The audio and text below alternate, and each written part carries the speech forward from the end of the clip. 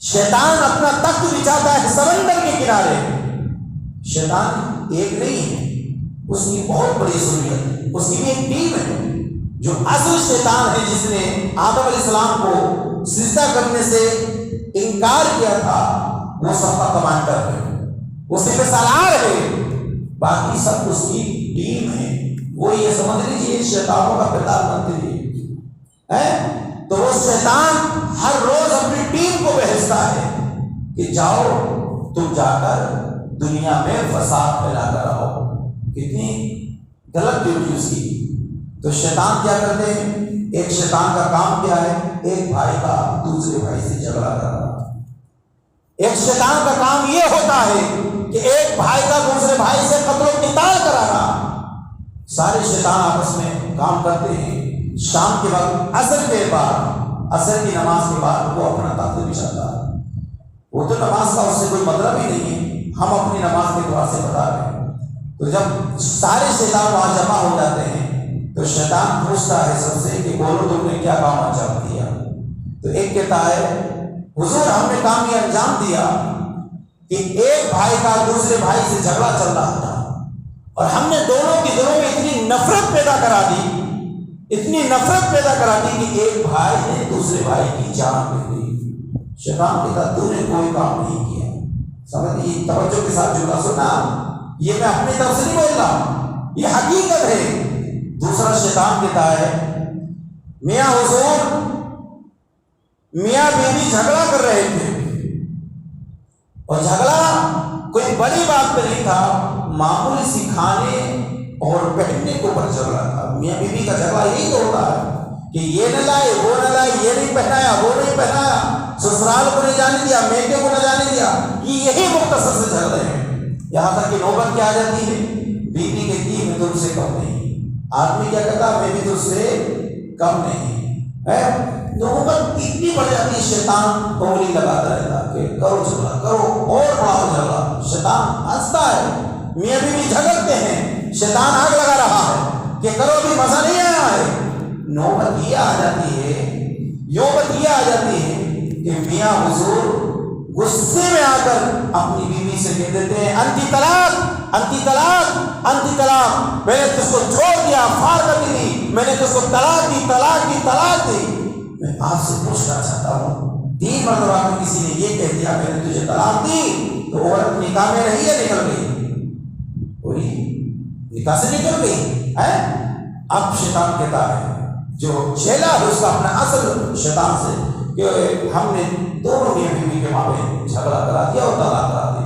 وہ کہتا کوئی بڑا کام نہیں کیا. ایسے سب اپنے اپنے کام بتاتے ہیں کہ میں نے فلاں کو مسجد سے روک دیا، میں نے فلاں کو فلاں کام سے روک دیا. شیطان خوش نہیں ہوتا ہے.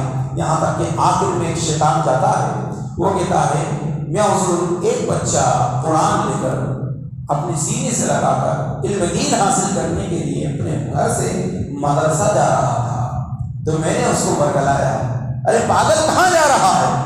مدرسے میں جائے گا تو دال روٹی کھائے گا، مدرسے میں جائے گا تو ٹوٹی ہوئی چٹائی پہ بیٹھے گا، مدرسے میں جائے گا تو استاد کی پٹائی کھائے گا، مدرسے میں جائے گا تو ماں باپ سے دور ہو جائے گا، مدرسے میں جائے گا تو گاؤں کو چھوڑنا پڑے گا، اور اگر پڑھ بھی گیا عالم بھی بن گیا مسجد کی امامت کرنا کوئی آسان کام نہیں ہے. لوگوں کی سننی پڑے گی. 1000 انسان ہے، ایک امام ہے، سارے لوگوں کے برابر تو ایک امام کا ذہن نہیں ہو سکتا.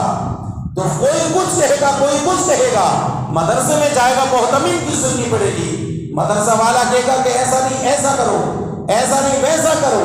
نوبت آئے گی کی طرح دل ٹوٹ جائے گا. تو کہے گا کہ اس سے اچھا تھا کہ میں مزدوری سیکھ لیتا، کوئی کام کر لیتا، محنت کی، دال کھائی روٹی کھائی، گھر کو چھوڑا، ماں باپ کو چھوڑا، بہن بھائیوں کو چھوڑا، قبیلے کو چھوڑا، لیکن اس کے باوجود اتنا علم حاصل کرنے کے بعد بھی یہ دنیا والے لوگ جینا نہیں دے رہے. اس سے بہتر تھا کہ میں کوئی کام سیکھ لیتا. شیطان اس کو یہ جملے بول کر ورگلانے کی کوشش کرتا ہے.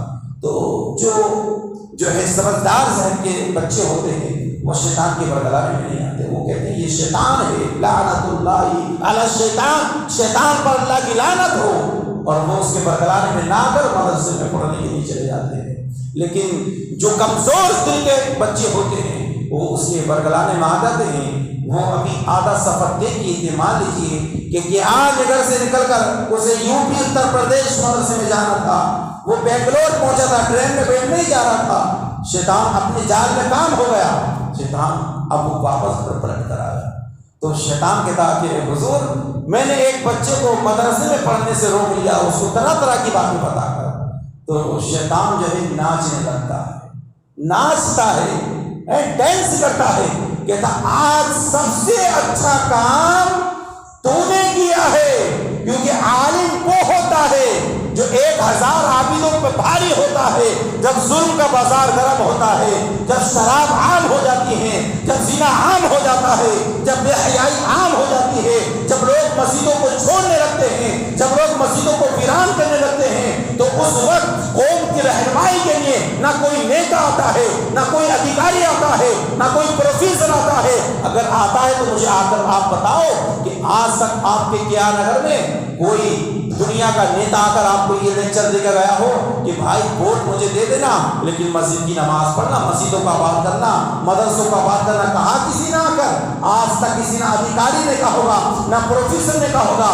اگر آپ کو مسجدوں کی تعلیم کی دعوت دی ہوگی تو اس صاحب کا نام ہے علم دین سیکھنے والے علماء۔ یہی آپ کو گمراہیت سے بچاتے ہیں، یہی آپ کو مسجد کا راستہ دکھاتے ہیں، یہی آپ کو حلال کے بارے میں بتاتے ہیں، یہی آپ کو حرام کے بارے میں بتاتے ہیں، یہی صحیح کے بارے میں بتاتے ہیں، یہی غلط کے بارے میں بتاتے ہیں، یہی مسجدوں کو آباد کرنے کی تعلیم دیتے ہیں۔ یہی علماء ہیں جو لوگوں کو برائی سے بچاتے ہیں، لوگوں کا ظلم سہتے ہیں، تکلیف سہتے ہیں، ماں باپ سے دور رہتے ہیں، گاؤں والوں سے دور رہتے ہیں، تمام تر تکلیف سہنے کے باوجود بھی اپنی قوم کو سمجھاتے ہیں۔ اس لیے ضرورت ہے آپ کی کہ دنیا کے لوگوں کی پرواہ مت کیجیے۔ دنیا والے کبھی نہیں چاہیں گے کہ آپ کا بھلا ہو، آپ تو بھائی بھائی کا گلا کاٹنے کے لیے تیار ہے۔ آپ لوگوں کی پرواہ مت کیجیے۔ مصر کے عالم نے بڑی اچھی بات کہی تھی کہ